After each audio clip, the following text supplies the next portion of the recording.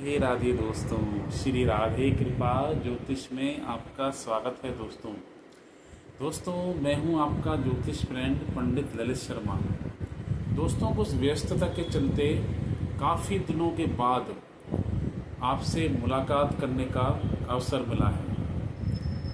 अब मेरा ये मानना है कि काफ़ी दिनों के बाद जैसे आपकी मुलाकात करने का मौका मिला है, तो मैं ये कोशिश करूँगा कुछ न कुछ वीडियोस में अपलोड करता रहूं चैनल पे, ताकि आपका जो प्यार मुझे मिलता है उसका मैं लाभ उठा सकूं।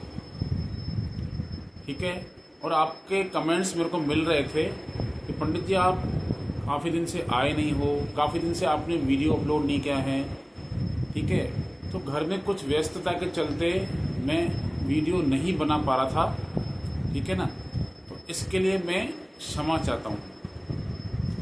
तो दोस्तों आज जिस विषय पे हम लोग चर्चा करने वाले हैं वो है फिर से नवांश कुंडली, जो कि मेरा काफ़ी फेवरेट सब्जेक्ट रहा है नवांश। और नवांश पे हम लोग आज चर्चा करेंगे। मैं आपको कुछ विशेष सूत्र बताऊंगा नवांश कुंडली के माध्यम से। वीडियो को आप अंत तक देखना दोस्तों। ठीक है। विषय काफ़ी महत्वपूर्ण है। ज्योतिष के क्षेत्र में अगर आप कार्य कर रहे हैं या आप, मेरा तो ये मानना है आपको अपनी पत्रिका, अगर आप ज्योतिषी नहीं भी हैं तब भी इतना आपको ज्योतिष आ जाना चाहिए ताकि अपनी पत्रिका आप खुद पढ़ सकें, रीड कर सकें। ठीक है। तो मैं आपको एक चीज़ आज बताना चाहता हूं कि जो हमारा चैनल है, अगर आपने इस चैनल के सारे वीडियो देख लिए हैं या तो आपको इतना मैं शॉर्ट देता हूं कि आप अपनी पत्रिका खुद देख सकते हैं, आप अपनी पत्रिका का खुद विवेचन कर सकते हैं। तो ज़्यादा लंबा नहीं करते हैं, सीधा विषय पे आते हैं। हम लोग आज बात करेंगे नवांश कुंडली। नवांश पत्रिका दोस्तों ज़्यादातर जो है जो मैं देखता हूं, लोग समझते हैं कि मैरिज के लिए देखी जाती है या विवाह के लिए देखी जाती है। ऐसा कुछ नहीं है। नवांश कुंडली का जो हम विवेचन है सबके लिए कर सकते हैं। मैरिज के लिए करिए, कैरियर के लिए करिए, सरकारी जॉब के लिए करिए, यहाँ तक कि चाइल्ड बर्थ के लिए भी आपको नवांश कुंडली देखना जरूरी है। मैरिज के लिए लव मैरिज, अरेंज मैरिज, ये सारा आप डोमेन नवांश कुंडली से देख सकते हैं। देखिए पराशर ऋषि जी ने तीन कुंडलियों को काफी इंपोर्टेंस दी है। पहला है लगन कुंडली, दूसरा है D9 नवांश पत्रिका और तीसरा है D16। तो ज्यादातर मैंने देखा है कि लोग D9 तक थोड़ा लगन कुंडली देखते हैं, फिर D9 तक देखते हैं। D9 भी इतना नहीं देख पाते जितना कि लगन कुंडली देखते हैं। कंसीडर हमको दोनों करनी है, पर ज्यादातर लगन कुंडली के साथ साथ नवांश कुंडली देखना बहुत जरूरी है। नवांश कुंडली जो है, देखिए 9 अंश, एक राशि को अगर मैं 9 भागों में डिवाइड करूंगा, 30 डिग्री की एक राशि होती है, 9 भागों में आप डिवाइड करेंगे तो जो नवांश चलती है वो 3 डिग्री 20 मिनट पे चलती है। इतनी सूक्ष्म है नवांश। और लगन कुंडली चलती है 30 डिग्री पे। नवांश कुंडली का मतलब होता है अगर मैं नवें घर को खोल के रख दूं, नवें घर का मैं सूक्ष्म अध्ययन करना चाहूं, नवें घर की 9th हाउस की मैं सर्जरी करूं, तो वो नवांश होती है। इतनी सूक्ष्म है। नक्षत्रों का सूक्ष्म अध्ययन और नवांश ये एक ही चीज है। 13 डिग्री 20 मिनट का एक नक्षत्र होता है। अगर आप 4 चरणों में उन नक्षत्र को डिवाइड करोगे तो 3 डिग्री 20 मिनट की उसकी कैलकुलेशन निकलेगी। इतना सूक्ष्म है आपका नवांश। ठीक है। तो अब नवांश में आपको देखना क्या है वो आज मैं आपको विशेष सूत्र बताने वाला हूं। आपकी जिस भी ग्रह की, पहले तो आप नोट कर लेना, आपकी जिस ग्रह की महादशा चल रही है, अंतर्दशा चल रही है, उस प्लैनेट को आप नोट कर लीजिए, उस ग्रह को आप नोट कर लीजिए। ठीक है। जब आपके पास कोई पत्रिका आती है, सबसे पहले देखिए लगन कुंडली में जो है वो जो ग्रह वो आपको क्या दिखा रहा है, क्या बता रहा है। क्या वो उच्च का है, महादशा का जो प्लैनेट है क्या वो उच्च का है, क्या वो कहीं 6 8 12 में तो नहीं है? अगर वो कहीं नीच का है, पहले आप उसको नोट कर लीजिए। महादशा और अंतरदशा के ग्रह को आप नोट कर लीजिए। उसके बाद आप नवांश कुंडली में जाके चेक करिए कि वो जो महादशा वाला जो ग्रह है वो किस राशि में बैठा है। ध्यान से सुनिएगा, किस राशि में बैठा है। क्या वो उसी राशि में बैठा है जिस राशि में वो लगन कुंडली में था?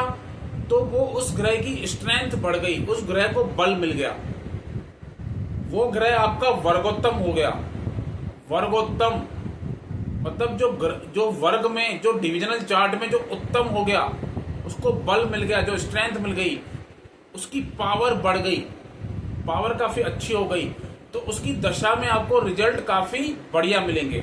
एग्जाम्पल के तौर पे मान लीजिए किसी के शनिदेव लगन कुंडली में 7 नंबर साइन में है, तुला राशि में है, और वो नवांश में भी अगर तुला राशि में चले जाएं तो इसको बोलते हैं वर्गोत्तम हो जाना। वर्गोत्तम, डिविजनल, वर्गोत्तम का मतलब होता है डिविजनल चार्ट और उसमें उत्तम पोजीशन। ठीक है।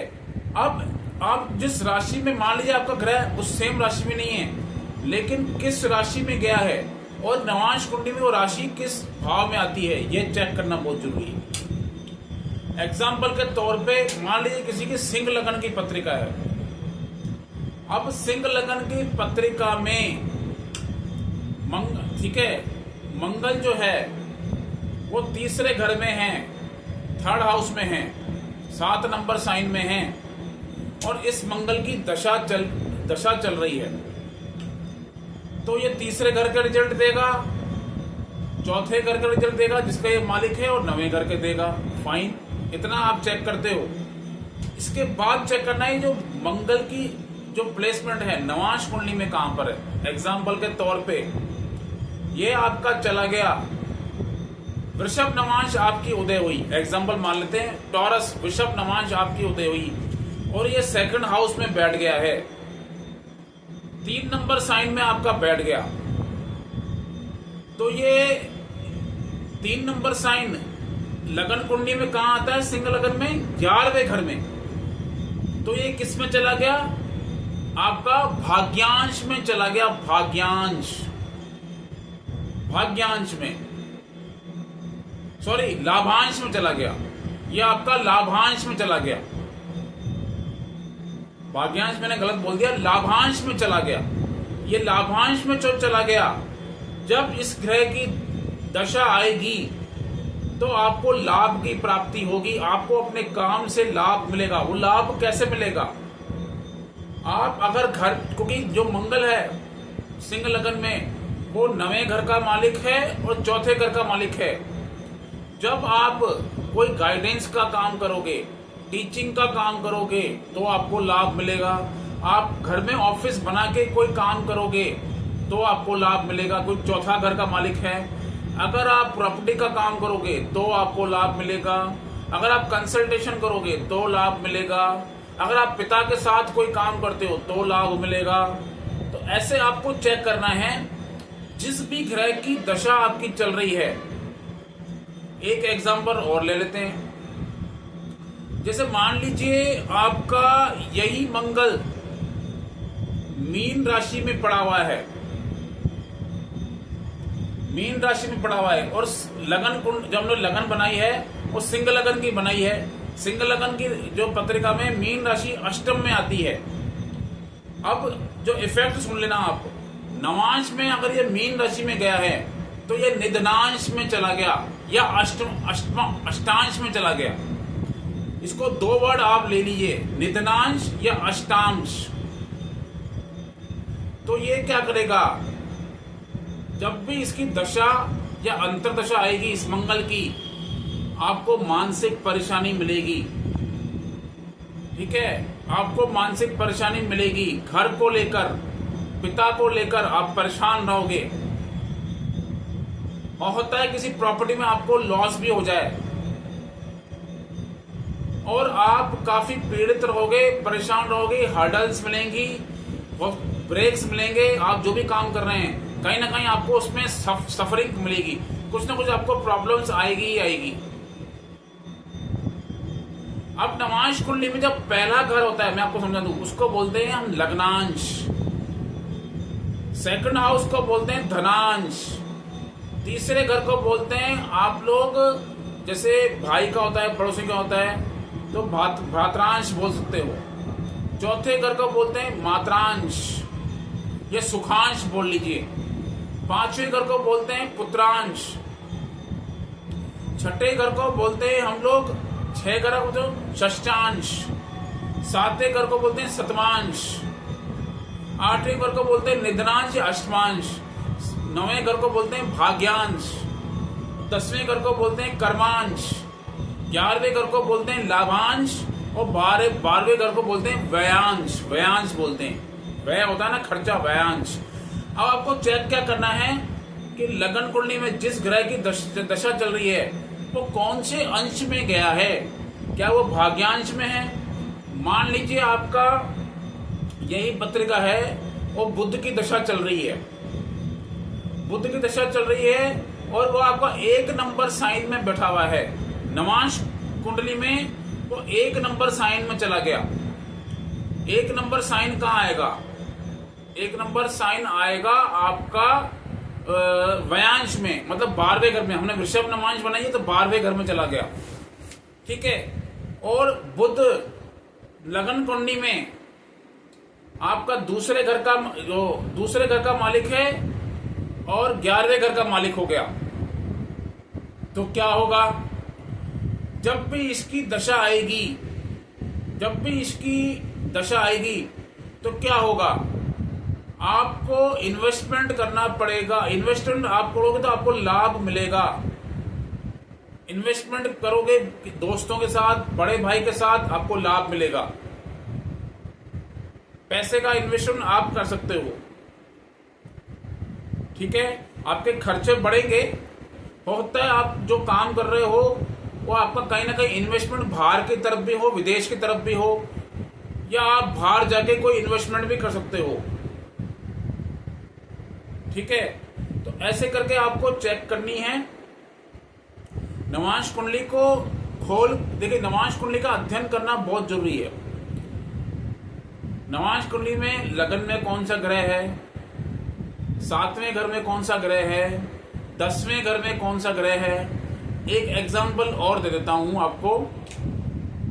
जैसे मान लीजिए आपके नवांश कुंडली का जो हमने वृषभ नवांश ली है, वृषभ नवांश में सेकंड लॉर्ड हो गया बुध, और ये काम बैठ गया जाके पंचम में, तो आपको किस काम से धन की प्राप्ति होगी। और ये बुध जो है आपको 5वें घर का मालिक भी हो गया। सेकंड भाव का मालिक भी हो गया, दूसरे भाव का मालिक भी हो गया, 5वें भाव का मालिक भी हो गया। तो आपको 5वें घर से लाभ प्राप्त होगा। कैसे? आपको टीचिंग से लाभ प्राप्त, आपको टीचिंग से धन की प्राप्ति होगी। आपको मतलब बच्चों की पढ़ाई से संबंधित कोई कार्य करोगे तो आपको धन प्राप्त होगा। स्पोर्ट्स का काम करोगे तो धन मिलेगा। म्यूजिशियन, आर्टिस्टिक टैलेंट, अगर आपको कोई आर्टिस्टिक टैलेंट है आपके अंदर तो आपको धन की प्राप्ति होगी, ठीक है। आप कोई सलाहकारी का काम करोगे, कोई मतलब जैसे एडवाइस देने का काम करोगे तो आपको धन की प्राप्ति होगी। लगन कुंडली के साथ नवांश कुंडली को आपको चेक करना ही है, चाहे आपको कोई भी डोमेन हो, आपका डोमेन कोई भी हो, तब भी आपको प्राप्ति होगी। एक एग्जाम्पल और ले लेते हैं। जैसे मान लीजिए लगन कुंडली में हमने सिंह लगन लिया, सिंह लगन में सूर्य 6ठे घर में बैठे हैं, तो आप क्या कहोगे, ऐसा व्यक्ति सेवा भाव के काम करेगा या सेवा के काम करेगा तो अच्छा रहेगा इसके लिए। और यही सूर्य अगर अष्टम में चला गया, तो क्या कहेंगे, सेवा भाव तो आपको ऊपर से दिख रहा है कि सेवा भाव करेगा, लेकिन अंदर से ये व्यक्ति ज्योतिषी भी हो सकता है। अंदर से इसको गुप्त विद्याओं का ज्ञान होगा, इसकी इंट्यूशन पावर अच्छी होगी। ऊपर से तो लग रहा था कि ये सेवा भाव का कार्य करेगा, लेकिन जब हम उसके अंदर डीप में गए तो हमने क्या देखा कि यही सूर्य अष्टम में चला गया है। तो क्या हुआ, इसको मतलब कहीं ना कहीं ज्योतिष की तरफ, ऑकल्ट की तरफ इसका रुझान बढ़ेगा। और इसके साथ ही नवांश का जो लग्नेश है, अगर वो भी कहीं से संबंध बना रहा है, वो भी अगर अष्टम में चला गया, तो मान लीजिए ये बंदा गुप्त विद्याओं की तरफ या ज्योतिष की तरफ जा सकता है। तो इस तरह से आपको चेक करनी है दोस्तों नवांश कुंडली। नवांश कुंडली बिल्कुल सूक्ष्म है, आपको हर चीज में आप इसको देख सकते हो। लव मैरिज के केस में ऐसा नहीं है कि खाली आपको लगन कुंडली का पंचम देखना है, नवांश कुंडली का पंचम भी देखना है, पंचमेश देखना है, पंचम में कौन सी ग्रह पड़ा हुआ है उसको देखना है, पंचमेश कहाँ गया उसको भी देखना है। खाली ऐसा नहीं कि आपको लव मैरिज के केस में खाली आप लगन कुंडली को कंसिडर कर दो और आगे बढ़ जाओ, ऐसा नहीं। आपको नवांश भी देखनी पड़ेगी, क्या नवांश उस प्रॉमिस को फुलफिल कर रही है कि नहीं कर रही है, वो देखना बहुत जरूरी है। बिना नवांश के प्रेडिक्शन मैं मानता हूं अधूरी है, नवांश देखना बहुत जरूरी है। ठीक है, जैसे एग्जांपल मान लीजिए लगन, जैसे आप लव मैरिज के केस में मान लीजिए लगन कुंडली का जब पंचमेश है वो 6-8-12 से कनेक्शन बना रहा है, और नवांश में भी वो 12वें घर में चला गया या 8वें घर में चला गया, तो ऐसा व्यक्ति अगर लव मैरिज करेगा तो उसको दिक्कत आएंगी, प्रॉब्लम्स आएगी, हर्डल्स आएंगी, और कहीं ना कहीं जो है लव मैरिज में सफलता नहीं मिलेगी। ये उसको स्टैंप लगा दिया, स्टैंप लगा के आप बोल सकते हो कि भैया इसको दिक्कत आएगी लव मैरिज में। नवांश कुंडली और लगन कुंडली दोनों को कंसिडर करना है। मान लीजिए किसी की मैरिज की बात चल रही है, लगन कुंडली का लग्नेश और सतमेश आप चेक कर लीजिए। मान लीजिए शनि से राहु से पीड़ित है, नवांश में भी अगर आप उसको आपको यही लग्नेश और आप सतमेश लगन कुंडली का 6-8-12 में चला जाए, शनि से राहु से मंगल से पीड़ित हो जाए, तो मैरिज में दिक्कत आएगी। इसी तरह सूत्र है, तो आपको ये चेक करना ही पड़ेगा। हर चीज को आप चेक कर सकते हो नवांश कुंडली से। मैं इस पे फर्दर कुछ और भी आपको सूत्र दूंगा। तो आज के लिए दोस्तों इतना ही। आप इस चैनल को प्यार दें, इसको शेयर करें, वीडियो को दोस्तों में, आपके रिश्तेदारों में शेयर करें। कुछ आपको मुझसे क्वेश्चन पूछना हो तो आप पूछ सकते हैं। तो आज के लिए इतना ही। नमस्ते, राधे राधे, जय श्री राम।